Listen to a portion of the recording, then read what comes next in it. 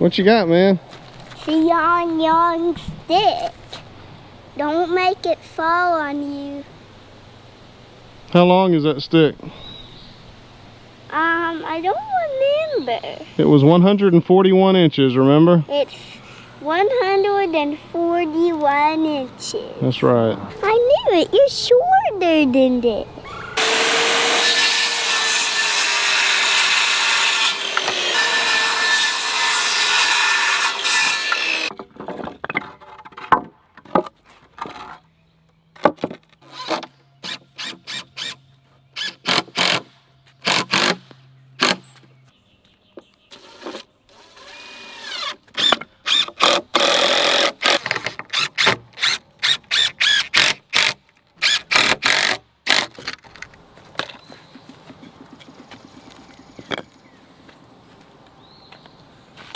How'd you know that went there? I just noticed it went here.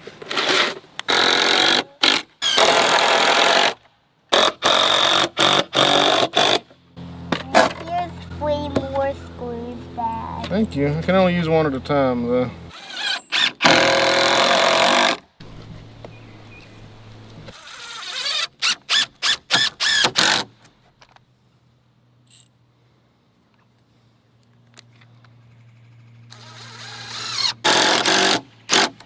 How about that? Good.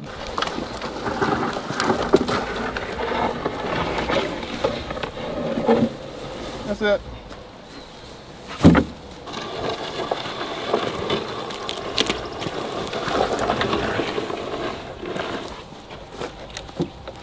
Thank you.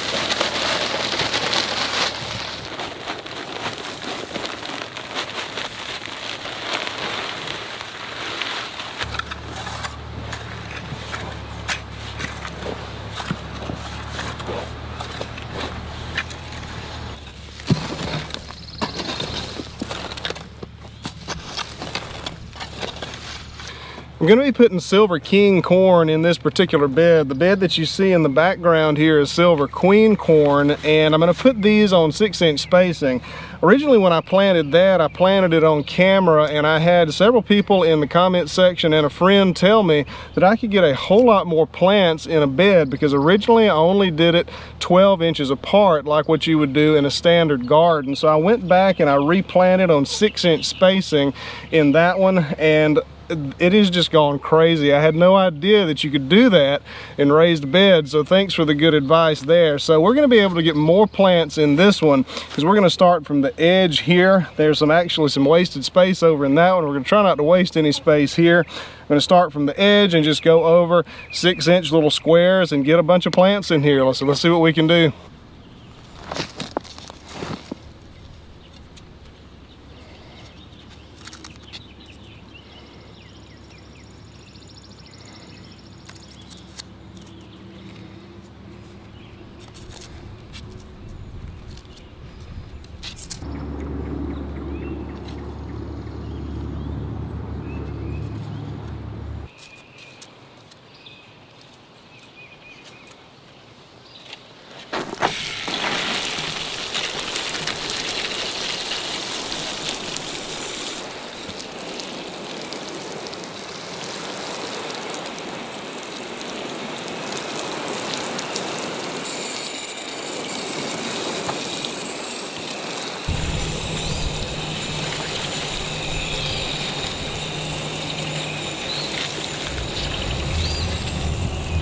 I think that y'all can see that bed behind me okay, but I was able to get 75 corn seeds in that. It's 5 rows of 15 each on 6-inch centers, I guess you could say, 6-inch spacing. And I don't really have any reason to believe they won't do just as well as this Silver Queen right here. This is on 6 inches and it has just done fantastic. I started off with chicken manure in this bed right here as the fertilizer, and I've since switched to Miracle Grow. And I don't know if it's the combination of the two or just the Miracle Grow or what it is, but man, stuff out here is just going absolutely berserk. And I don't think that I could ever see myself switching back to traditional gardening after this this experiment. Not all my experiments go so great, so I'm pretty excited about this one.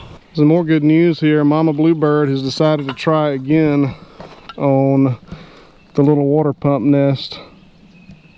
We're not going to be working on the house during this episode at all, but I do want to give you a quick update because the next thing that we do kind of involves the house. If you can see this wall behind me here, this is where we framed up this door frame in the last video, and at this point we've got quite a bit of insulation in this wall. The paneling material is gone, and also got insulation up in the ceiling there as well between the, I guess you would call them the rafters or whatever, where the tin is. So right directly behind that insulation is tin. And it's the same story on this other side of the house as well. And the next major step is putting that big LVL beam resting on this header and all the way across to the other wall as well. And of course, tied into that LVL beam is going to be ceiling joists. And if you remember, it's been a few months now, but we have cut some of the ceiling joists for the ceiling. These are the ceiling joists that we cut a few months ago, and unfortunately we just do not have nearly enough. So let's go find us a good tree and finish up cutting the joists.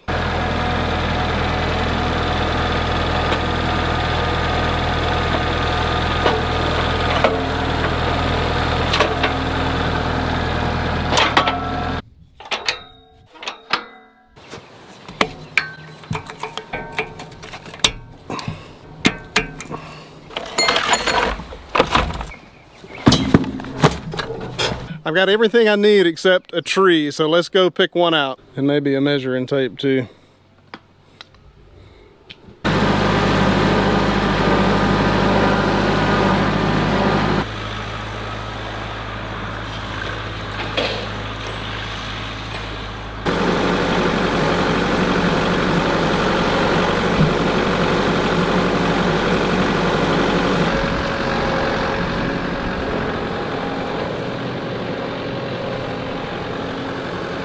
I think I'm going to take out this tree and I'll show you my reasoning behind that. It's in a relatively convenient spot, yet not super convenient. You see there's a field right here behind me. I can just drop it right into this field, which will make it easy to cut up.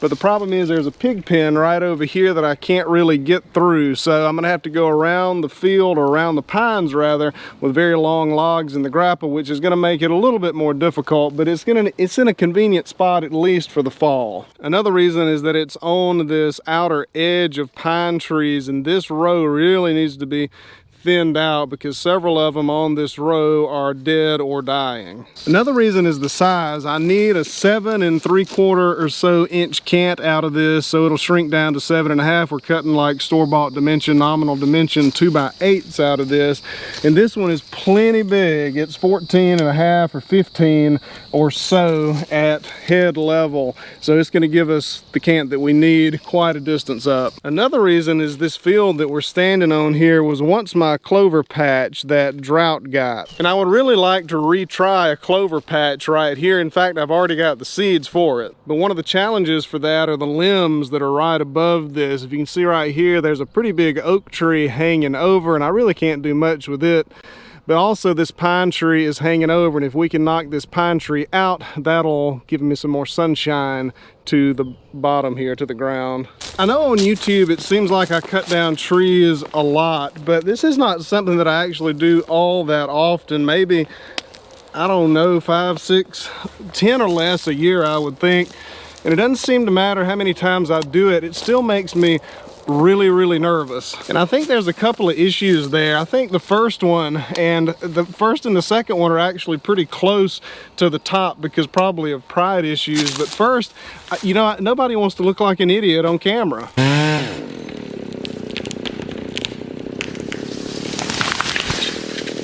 And really, of course, the most important reason is because there's however many tons of material right here that it's a certain point when the saw blade is going through it, I don't have any more control over it. So you've got to get it right up to a certain point, or there's really no telling what it's going to do. And not being a professional, sometimes I get about halfway through it and wonder if I'm doing anything right at all. Here's our landing spot right here. That's our tree right there on the end of my finger, and I would like the top to land between these two trees right here. Are you ready? Ready for lunch?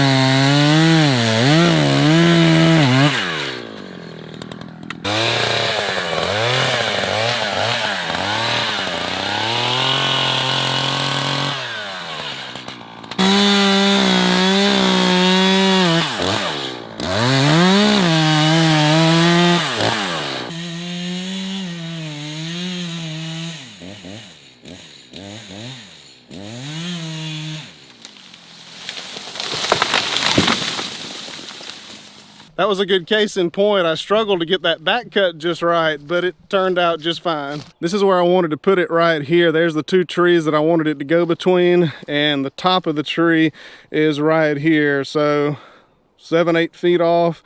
I think in the grand scheme of things, that's perfectly fine. It's time to get this tree bucked up here into sections, and I want to kind of explain what I'm about to do. I'm going to cut the base of this tree off about right here, and the reason for that is that there's a bad spot right here, what you would call a cat eye. Basically, this is, I don't know if it would be like a genetic defect or a place where something hit it and it got damaged. But basically what these trees do, if they get damaged, sap goes into these places right here, and this is basically a very dense spot of sap. You could almost call it a kind of a giant knot almost, except it probably wasn't where there was a limb. So long story short, it's a really weak spot. These are going to be ceiling joists, and I don't want any weak spots in these boards. So I'm going to start it off about right here and then go on up. I've got plenty of material here, so wasting this bottom section, it's not going to hurt anything.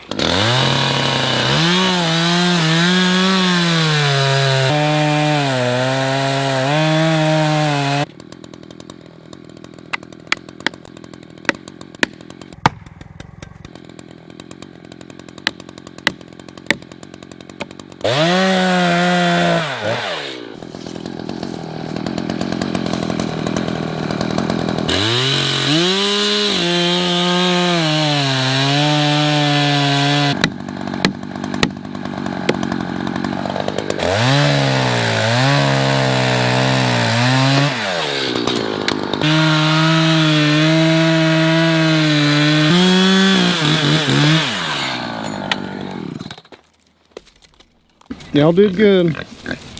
Y'all were some good help. Go get you a snack.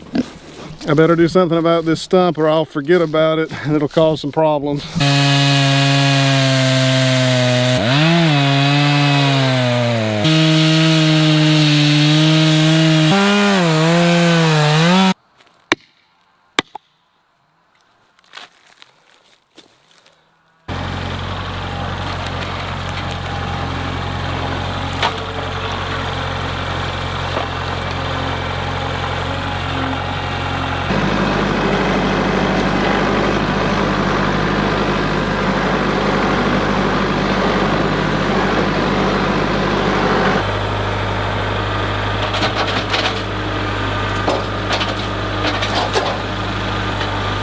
So here is our biggest log out of that tree, the base log, I guess you could call it. And this log is 14 and a half, somewhere between 14 and a half and 15 feet long. I can't remember exactly.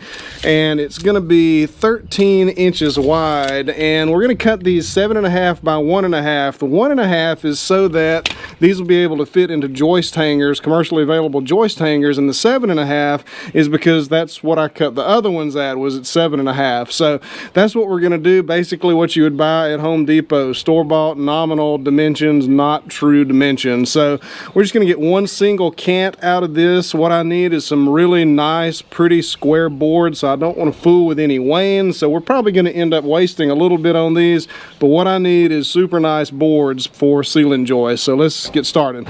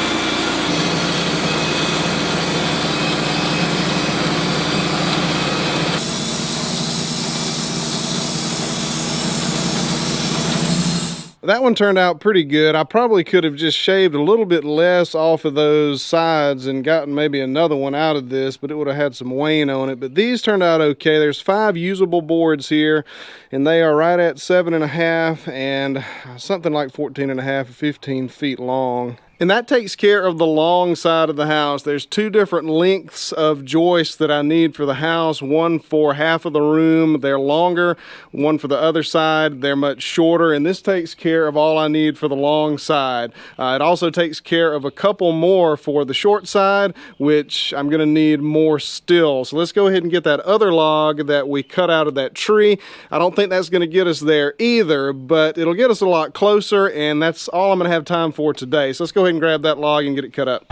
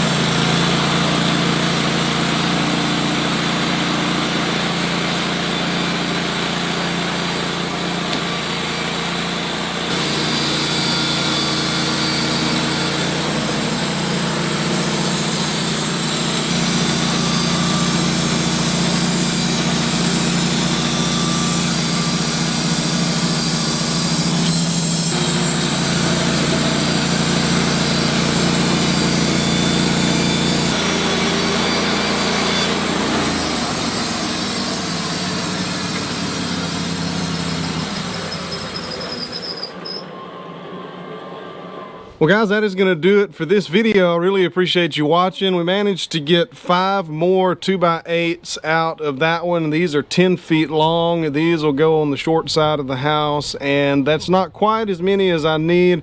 I think I need 2 more, and it looks like the slabs that I cut off of that larger log that we cut first, it looks like I can probably squeeze some out of a couple of them because those are some pretty thick slabs. So hopefully I can do that. Or if I can't, I've always got the rest of that tree, and the next section up looks like it's probably big enough to get a couple, or to get maybe 4 more out of it. So yeah, that's a pretty good yield. We're much closer than we were on finishing up the ceiling there.